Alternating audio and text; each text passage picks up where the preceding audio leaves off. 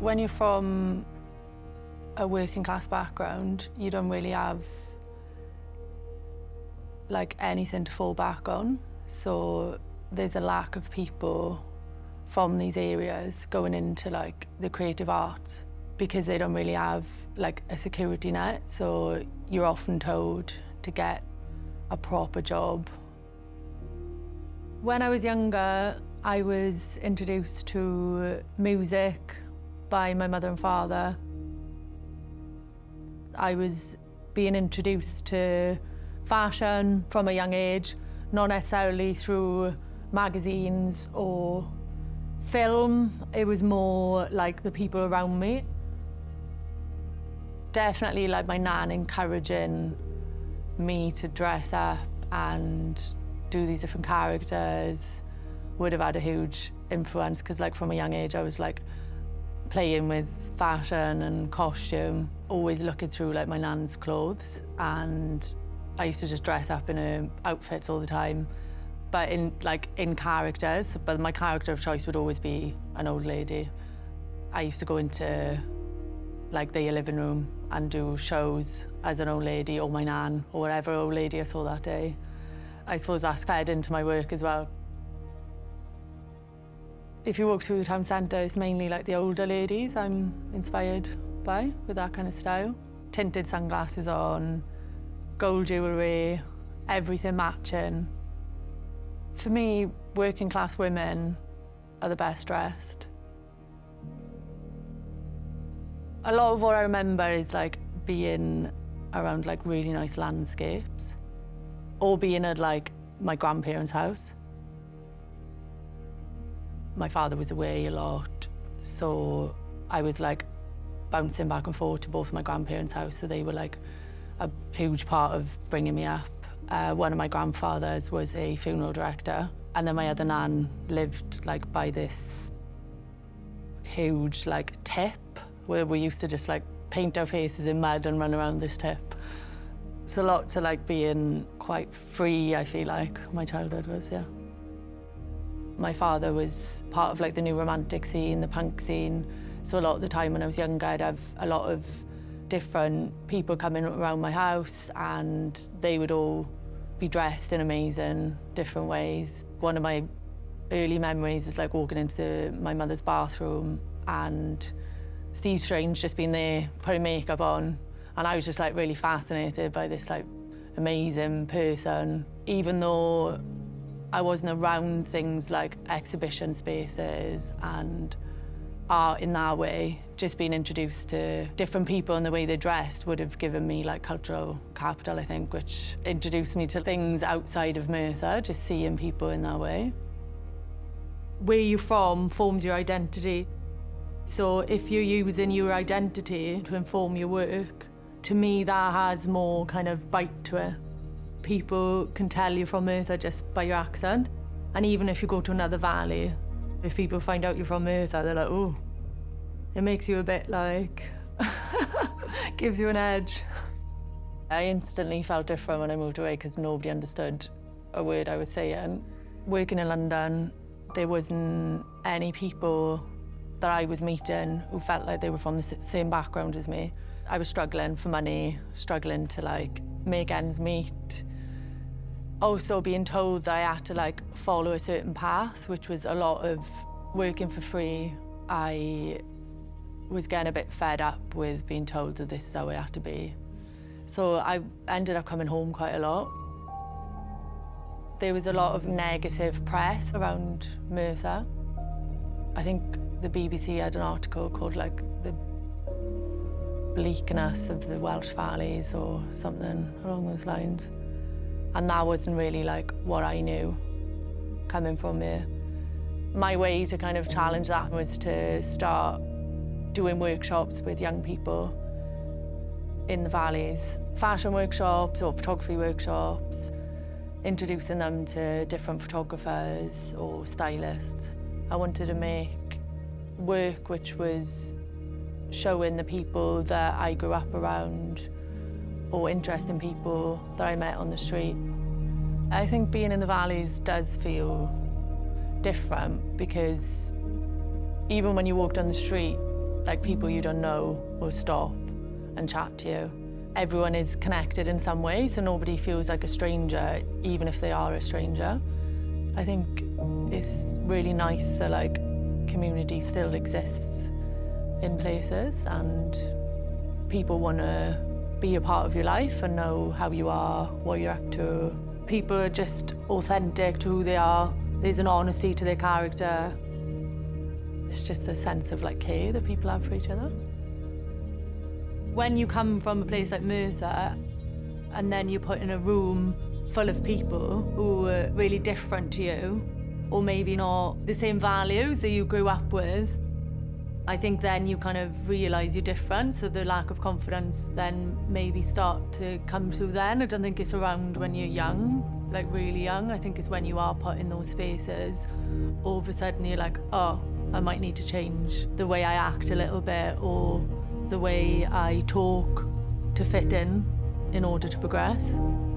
It's not the community's issue, it's the lack of funding, the lack of opportunity the people from these communities are being offered.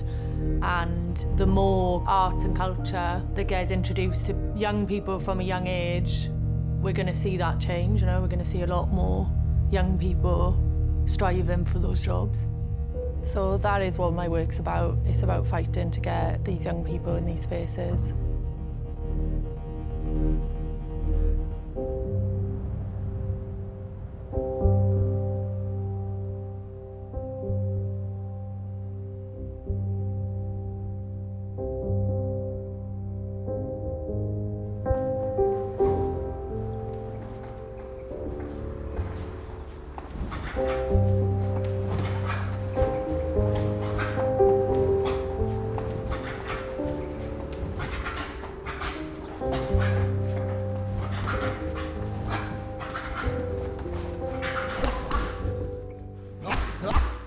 Straight down. Good. Sorry, sorry. Good.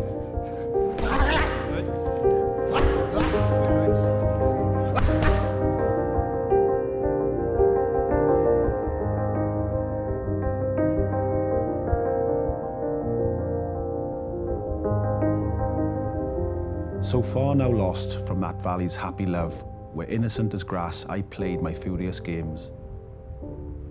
That I am robbed of youth and cannot solve time anymore, nor the thread of death. It seems my heart has turned a small peculiar tree, my bones, old and stubborn claws, ache for that valley's stones.